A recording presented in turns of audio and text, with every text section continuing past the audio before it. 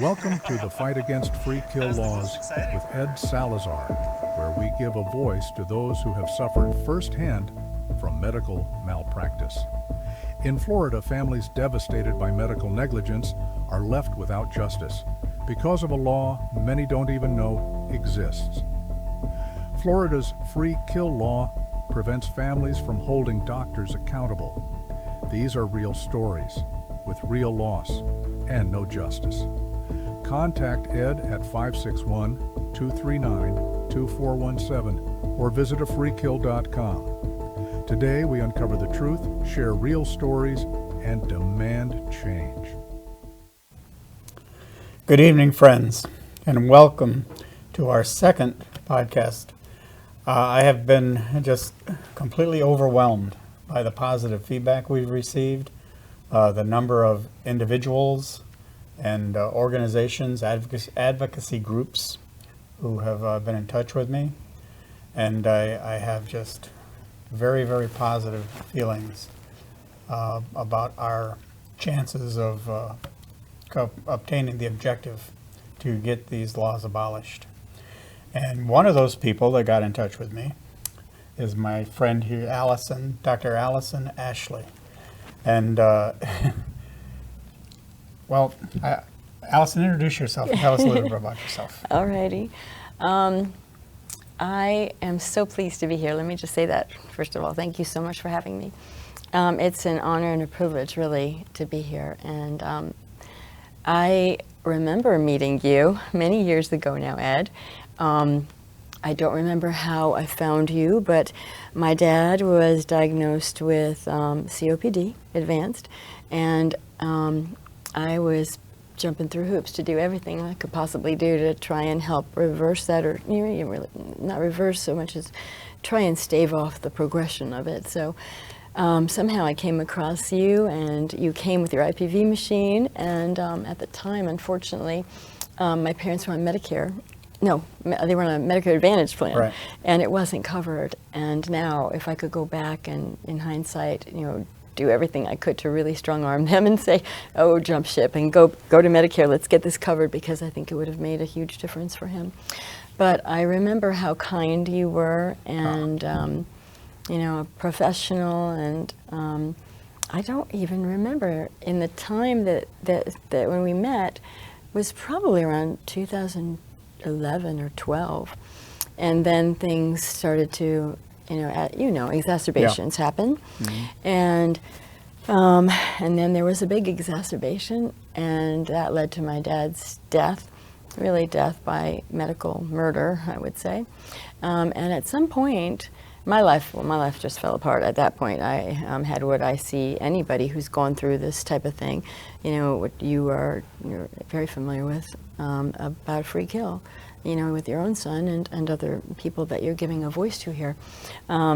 Chronic PTSD, And as I was telling you before we started, this is only the second time I've spoken publicly about it. It really took my legs out from under me. And now, years later, and the healing that's taken place, I'm really grateful to be able to speak on this, especially it being St. Patrick's Day, which my dad was 100% Irish, Well, I've read some of the material that Ashley has put out there, and believe me, she is a formidable opponent. I'd like you, just share with us some of the position statements and some of the findings that conclusions that you've drawn. And to segue into that, I am not a formidable opponent, but the Most High is. He who is in me, he who is in you, is greater than he who is in the world. And what the enemy means for evil, God will use for good. And I hang on to that, I really do, because darkness wants to snuff out the light. But when we walk into a room that's dark, what do we need to do? All we need to do is turn on the light, right? And it goes away. Yes, if he's in us, he's the light, he's the way, the truth, and the life, and he's the light of the world. So if we're in him, then we have that light. And they do want to snuff us out, but they can't. And so they'll try every little thing, every little tiny thing that they can throw at us. And I'm sure you've experienced it. I have. And when they come, I just say, "Oh, good. all right, water off a duck's back. Water off a duck's back. I keep hearing my friend Ricky Caven saying, come on, kiddo, come on, we got you, water off a duck's back. If they're coming at you, you know you're doing something right. You hit a button. You hit a button. So I am going to refer to my notes a little bit because this is such a sensitive subject for me, if that's all right. Sure. Okay.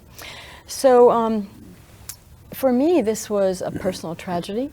Not only for me, but for my son, who my dad was the only real man in his life that he had as a father figure and a grandfather. So it was really devastating for him as well. My dad, as I said, was Irish, completely on both sides, and today being very fitting, being St. Patrick's Day. My dad's name is William J. Fitzpatrick. He was called Bill by his friends and family. Well, I called him Dad. Daddy, Dad. He trusted his family, and he trusted, in part, the system to protect him. He started not trusting the system so much when there were a lot of medical mistakes that happened early on. And he put his trust in me because I had already jumped ship from allopathic medicine, and I'd seen the writing on the wall and the medical mistakes that were prevalent. And that being, we've talked about this, that iatrogenic illness events, that's the third leading cause of death in the United States, based on voluntary reporting. And so Gary Null wrote the book. Could you speak a little bit about what iatrogenic? Yeah. So Death by Medicine, this book is no longer available unless you're able to find one used on Amazon. Gary Null wrote papers, and he had them published, he and another doctor and a team of students, PhD students. They have exhaustive research in there, and you can find, if you're wanting to get information, you can find it available for free downloads on the internet. So if you just put Gary Null, Death by Medicine in, you can find it, it'll come up. Iatrogenic event is something that is a medical mistake, either a side effect, which they're not effects. They're all effects. They're not side effects. There are no side effects. They're all effects. Let's just get that straight.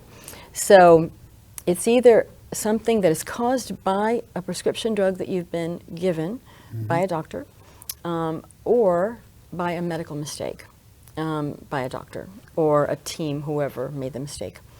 And based on voluntary reporting, that's the third leading cause of death in the United States, just behind cancer and heart disease. I know there's some controversy about that, where that number comes up, the third leading cause. Yeah. But, as I said on our first show, if there was a uniform reporting system, Yes. there is no code that the CDC recognizes for medical error. That's absolutely right. No, there's no CPT code. There's nothing that goes into cause of death being medical error. Correct. Right. That's absolutely right. So he did not trust the system all that much, and because of that, he had asked me if I would help him to do a living will, but not just any living will. So we did one that was something that would guarantee he would have every opportunity to live the way that he wanted. He had his own parameters, and so we crossed off a whole bunch of things. That was before I actually wrote them myself for people, and do that as a trusted advisor for people in my capacity. But we attached something called a will to live, which is a Catholic document from one of the legal, their legal team put it together. And it errs on the side of life, that you're going to choose life, not death, because the living will errs on the side of death. So everywhere in there that, it did that, we crossed it off. And we did attach the other document. And he wrote in specifically many times. It's because they asked so much about medication and end of life, and so he specifically was, and he was very clear, couldn't be more clear, and I still have those documents, that he was to be given nothing that would hasten or cause his death, and that is not what happened, in spite of the fact that it was incredibly clear, and I was his co-healthcare proxy. He said, well, Allison knows medicine and knows how to protect me in this way, and she can speak it and talk it and negotiate on my behalf. But Mom is my wife, and so, you know, you're both going to be healthcare proxies. So we shared that responsibility equally. That was a problem, I'm afraid. Can you talk a little bit about, and I know this is difficult and hard for you, but could you talk a little bit about those final days? Mm-hmm. Yeah. My dad was not in hospice.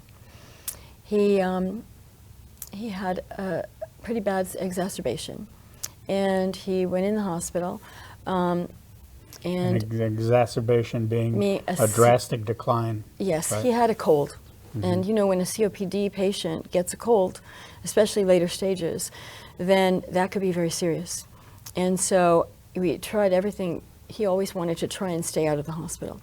But at a certain point, you have to go in. Very right, because it's a dangerous place to go, as we know. So at a certain point, it became obvious he needed to go in. He was going to need to, you know, have help. He needed oxygen and he needed monitoring. We had oxygen at home, but he needed additional treatments that we couldn't do at home. And so I went with him, and my family at that point were very hands-on. We were working in tandem together, and we were taking shifts. I was there a lot of the time. I was there almost 24/7. And we all pulled together really well. It was at Cleveland Clinic Hospital. He was in the ICU. He was in there for a long time and started to have what happens in an ICU. Oftentimes, my dad called it a time loop. He was in a time loop, and it was like the same day. He had to see the newspaper to make sure it was a new day, and there was a great orderly who took him and walked him through the hallways, and so he could get out of that room, because the noises and everything just makes you a little bit, you know, just not right. You've seen it. They call it ICU psychosis, but it's really not psychosis. You're just so out of it. So he was having that, and he really so badly wanted to go home. So we knew what we had to do in order to get him home, because they nearly killed him several times with overdoses of my goodness, so many mistakes, medical mistakes. And if I hadn't been there and I didn't know what was happening, or in some cases my sister, he would have died in his chair because they gave him fentanyl patch. And that was contraindicated for his condition. And he was leaning over and just like slumping, and he would have died. And so we basically called a code ourselves. And they moved mountains because we had them like that. You know, we had it all there, and that would have been very bad for them. So they said, well, if we put him on a ventilator, he's never going to get off a ventilator. So I said, then he's not going on a ventilator. Put a BiPAP on him, and we will make sure he keeps that on all night long. We were in his face, me and my sister, all night long, doing blood gases regularly and checking. By the next morning, his oxygen levels were coming back up, and he made it through. He did have a near-death experience during that night, and he talked about it. He said that he went to heaven, and I'm going to cry. I'm going to not cry. I'm going to keep myself from crying. And that while he was there, he knew he was out of his body, and he didn't feel any pain or any difficulty. And he hated that BiPAP on. He wanted it off. It's very uncomfortable, as you know, and you feel claustrophobic. But he said, I was free, and all of these family members were coming over and going, hey, Bill, how you doing? So good to see you, and rushing to him. He saw his parents and anyone who'd gone, a lot of people who'd gone before him he saw. Not everybody, but he did. And then he was back in his body. And I have that. But he was totally cognizant. Totally cognizant. And I have that because I tape recorded him. So I have that whole thing, which is such a blessing for me. Treasure. It is such a treasure. And I was like, oh, come on, Daddy, tell me more. What happened? And oh, it was so amazing. So those tapes, I did a good bit of taping on these little recorders that I had during that time. So it was a gradual and long haul after that to get him to the place where he would be able to go home. And we had setbacks because, again, they kept dosing him, even though we had it in there that he shouldn't. A new doctor would come in and override the other doctor who was on board with what the plan was, and boom, now he goes on Demerol. And my dad, who was loved my mom so much, that morning, he didn't want anything to do with her. She was calling on the phone. He didn't want to talk to her. Where's my drug? Where's my drug? He wanted his Demerol. It's that fast to get somebody addicted. That fast. Demerol is even worse than other opiates. While he was in the hospital and they were, giving him these opiates, I assume they were monitoring his saturation. But were they a little? But were they also? I doubt that they were monitoring his carbon dioxide. Probably not, unless I said I need a blood gas. But they were not regularly monitoring it. No. And you would know more about that as a respiratory therapist. Well, the technology exists Sure. that they could have monitored it without drawing blood. No, they were not. With a nasal. No, they were not. They were not doing that. And I did not know about that. I didn't even know what I didn't know. And the only reason they were giving him those things were because he had pulled a muscle in his back, and so he had terrible pain from that. Anyway, we moved through that. He survived every one of those overdoses, and Narcan was, it was there. They brought it, and you could tell they were scared because we caught them, and they don't like to get caught. And I still even have the empty bottles and empty containers and things from it. I have all the meds. I have all the paperwork. I have everything from those days. And so we did get him released. In order to do that, we had to titrate him off. And what we did, me and another doctor, a pulmonologist who was a fabulous guy, I showed him his own papers from pulmonology. And he said, all right, let's try this. So we went with the very lowest dose of morphine over a 24-hour period. That would just alleviate, and you probably know this, that sometimes it can actually help if you give a tiny little dose. And so it was a very slow dose, and we had to have it specially formulated at a compounding pharmacy.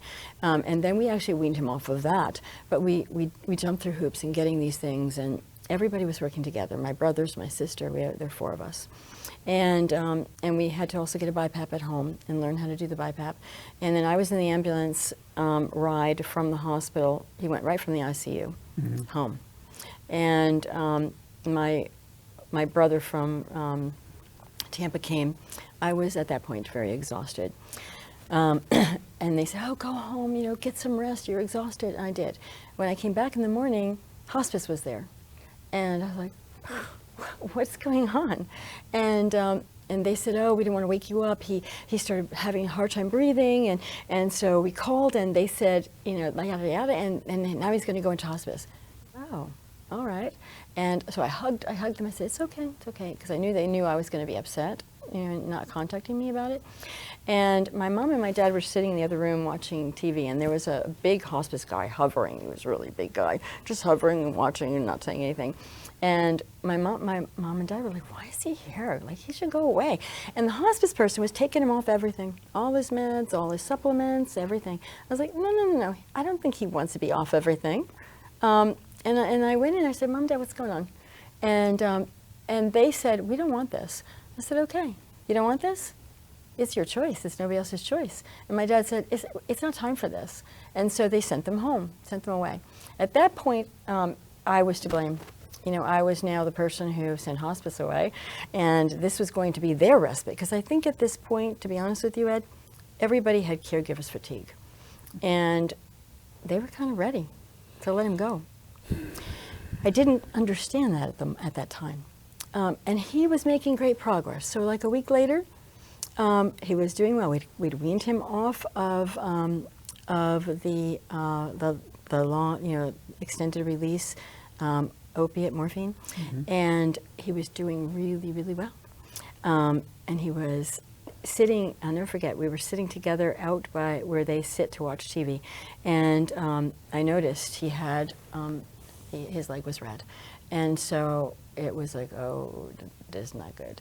So I made some calls to the nurse that was assigned to him, and I called another friend of mine who's a doctor, and I said, Dad, you're going to need to go in the hospital, and we'll do it. No, they're going to kill me.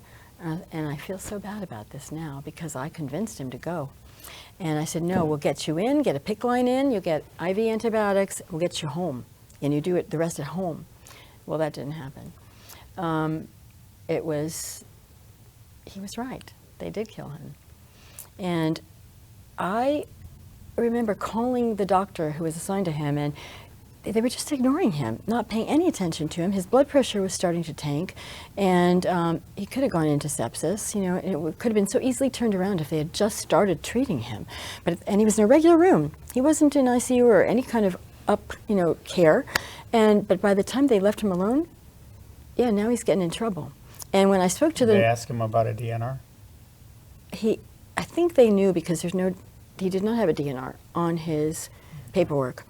Although maybe I actually have to go back and double check that to see, because that could have been a part of it, you know. Mm-hmm. So the doctor I spoke to, and I said, "This is Dr. Ashley and my father, blah, blah, blah." I said, "Why haven't you seen him?"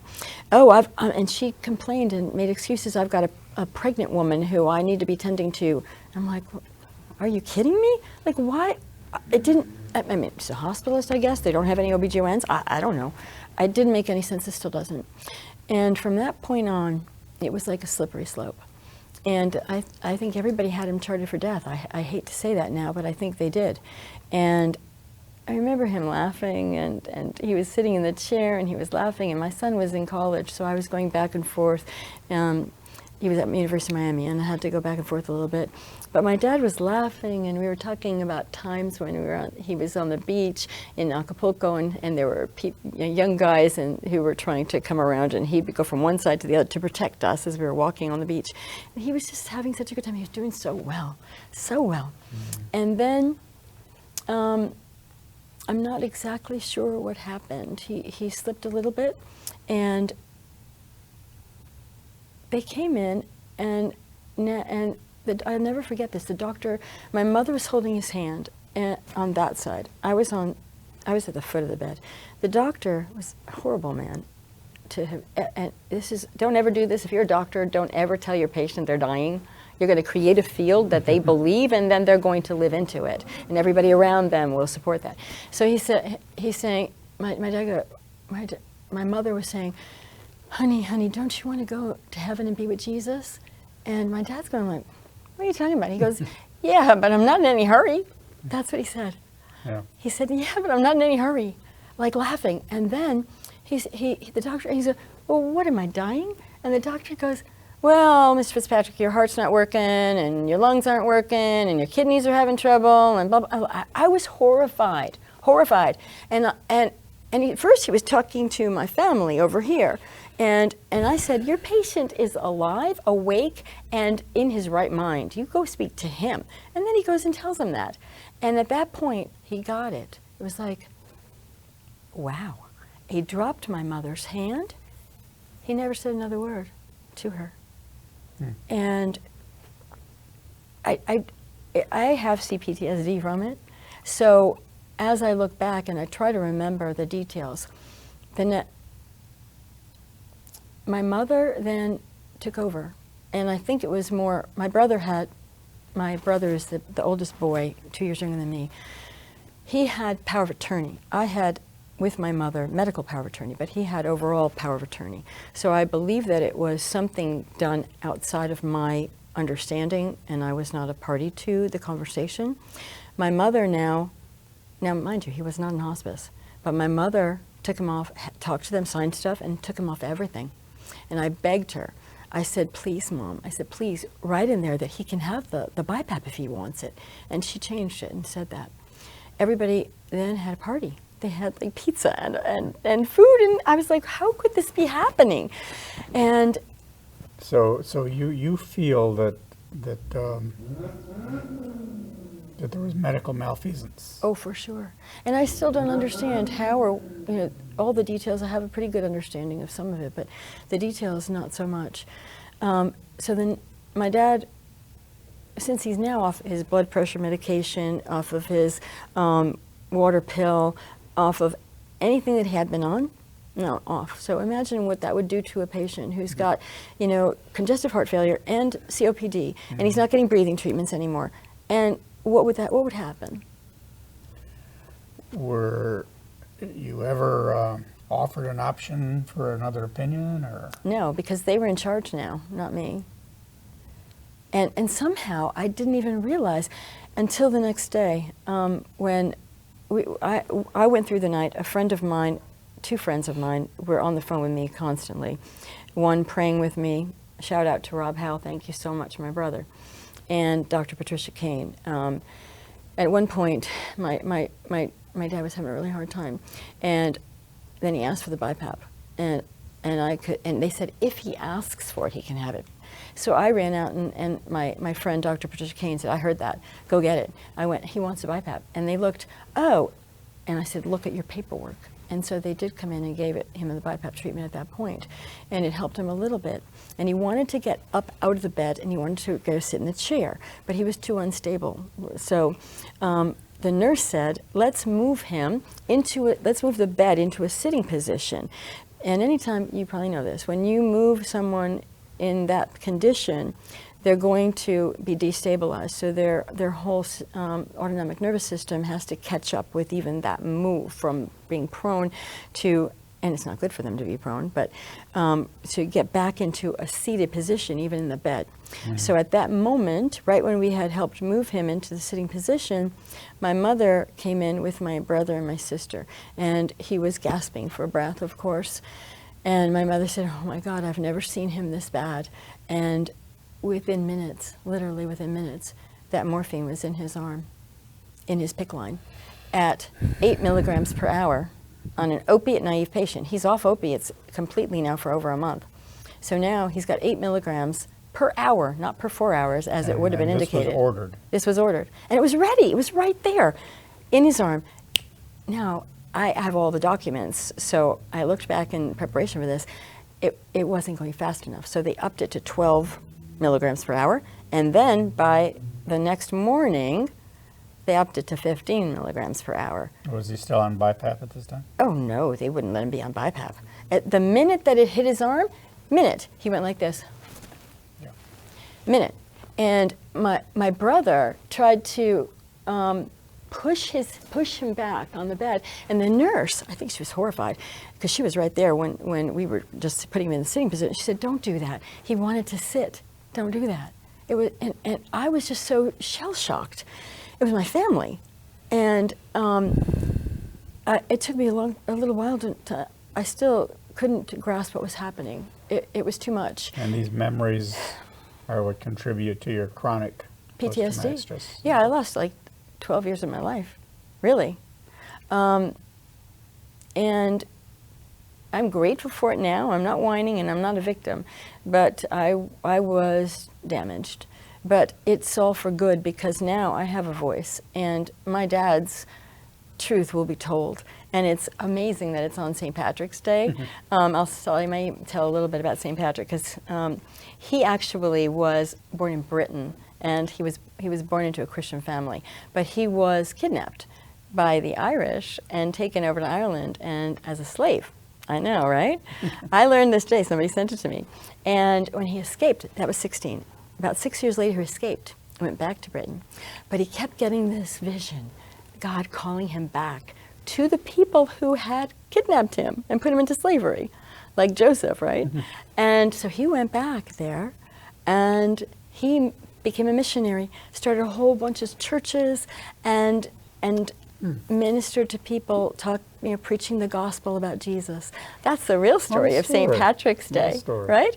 So it's beautiful that this is the day that I'm talking about my dad, his legacy, because he was a real man of God, and I have my ideas as to why what was done to him happened, which I'm really not going to get into right now. And my purpose in telling his story is not to go and try to make it bad for anybody. I'm not looking for revenge or vengeance in any way. Vengeance is mine, saith the Most High, and nobody can escape the consequences of what they do. We reap what we sow. But I do put a shout out to any of my family members who know what they did and who are covering it up, and that guilt, or maybe they think they did the right thing, but there is no right thing. We're to care for our loved ones when they're dying. We're not supposed to kill them. And my dad was murdered. He was medically murdered. By the time he died, 49 hours. So they upped it to 15 milligrams of morphine per hour. Imagine, you can't clear. The kidneys can't clear that amount, okay? So imagine he had, I once did the calculations. It's astronomical, the amount of morphine he had going through his body when he finally died. But it took 49 hours to kill him. If he was really ready to die, he would have died Immediately. It wouldn't have taken 49 hours to kill him. So, in our final few minutes, let's talk a little bit about. Did you seek legal action? I didn't. When it first happened, I ran out of the room and I went to the desk and I said, I want to speak to administration. And then they ignored me, like I was like I was invisible. And I realized by the time I go to court, I'm not bringing him back. It's done. There's nothing I can do. So he's gone, and what is it going to mean for my family? I was trying to protect my family. In my head, I'm thinking, what? I was so traumatized, and when you're in a state of trauma, the adrenaline, you fight or flight, and you're stupid. So I couldn't think clearly. And my dad's dying, and so I got in the car and I drove to get my son. And my son really was my rock. He helped me tremendously. And when my dad did die, I couldn't stay. I knew in the last hours, and my mom actually said to me, because I just learned that they'd upped it to 15, the nurse, I said, what did you just do? And she told me. And I said, wow. I went and I got my purse, I stood at the foot of his bed and I said, I'm leaving. My mom said, you're deserting me at the hour of your father's death? And I said, Mom, I said, you have 3 other children who are right here for you. I cannot watch this. I'm not going to be a party to this. And I'm sure those 3 will be more than happy to do the same for you when your time is near. I mean, that's exactly what I said to her, because I don't think she ever realized. I tried to show her. I got documents from, I forget the name of it now, I have them, from the legal body of the Catholic Church about euthanasia and what happened. I spoke to them, the lawyers on the phone. They told me that was against everything they stood for. I spoke with Hospice Patients Alliance. I got from Ron Panzer everything about what they did, and that was not comfort care. That was stealth euthanasia, and they killed him. So there's no bones to be made about it. They did that, and whoever combination of family, doctors, who knows who and why.